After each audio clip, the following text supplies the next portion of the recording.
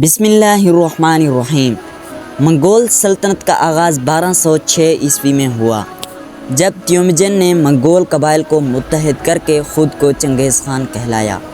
وہ ایک ناقابل شکست جنگجو نکلا۔ چنگیز خان نے چین، ایران، افغانستان، بخارا، سمرقند، بغداد، روس اور یورپ کے کئی حصے فتح کیے۔ اس کی سلطنت زمین پر اب تک کی سب سے بڑی سلطنتوں میں شمار ہوتی ہے۔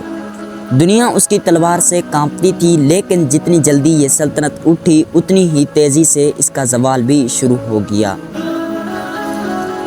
چنگیز خان کے بعد اس کے بیٹوں اور پوتوں نے سلطنت کو آگے بڑھایا۔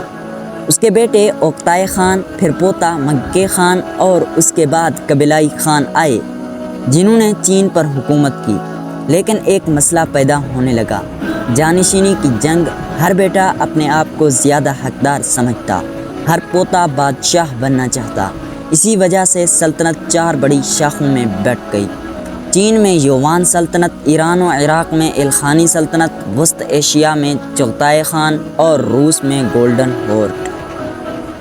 ان سب کی الگ الگ حکومتیں، الگ الگ نظام اور الگ الگ مقاصد تھے۔ اب وہ ایک منظم قوم نہیں رہی تھی، بلکہ ٹوٹے ہوئے ٹکڑوں کی ایک کہانی بن گئی۔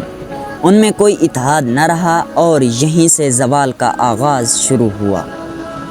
ایران اور وسط ایشیا میں منگول حکمران مسلمان ہو چکے تھے، مگر چین میں وہ بدھ مت کو مانتے تھے۔ مختلف مذاہب اور ثقافتوں نے ان کے درمیان مزید فاصلے پیدا کر دیے۔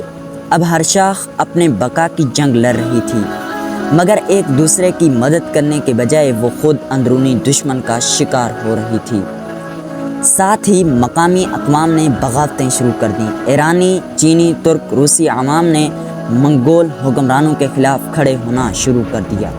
انہیں منگول ظلم اور ٹیکسوں سے نجات چاہیے تھی۔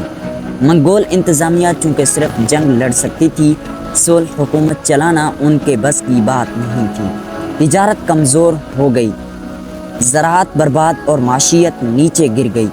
اسی دوران مصر میں ممالک، ہندوستان میں خلجی، تیمور، صفوی اور عثمانی سلطنتیں ابھرنے لگیں۔ ان سب سے منگولوں کو جگہ جگہ شکست دی۔ ممالک نے شام اور مصر میں منگولوں کا راستہ بند کر دیا۔ ہندوستان میں علاؤالدین خلجی نے منگولوں کو بار بار شکست دی۔ وسط ایشیا میں تیمور لنگ نے چغتائی خان کو کھا لیا۔ یوں ہر طرف سے منگول گھرتے چلے گئے۔ پھر آیا طاعون، بلیک ڈیتھ۔ 1340 کی دہائی میں ایشیا اور یورپ میں وبا پھیل گئی۔ لاکھوں لوگ مر گئے، تجارت بند، راستے ویران اور سلطنتیں کمزور ہو گئیں۔ منگول سلطنت اس بیماری سے سنبھل نہ سکی۔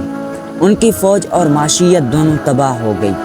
آخر کار چین میں یوان سلطنت کو 1368 عیسوی میں چینی قوم نے باہر نکال دیا اور مند سلطنت قائم ہو گئی۔ ایران میں صفوی طاقت بن کر ابھری، وسط ایشیا پر تیموری حکومت چھا گئی، اور روس میں 1480 عیسوی میں گولڈن ہورڈ کے خلاف آخری فیصلہ کن بغاوت ہوئی۔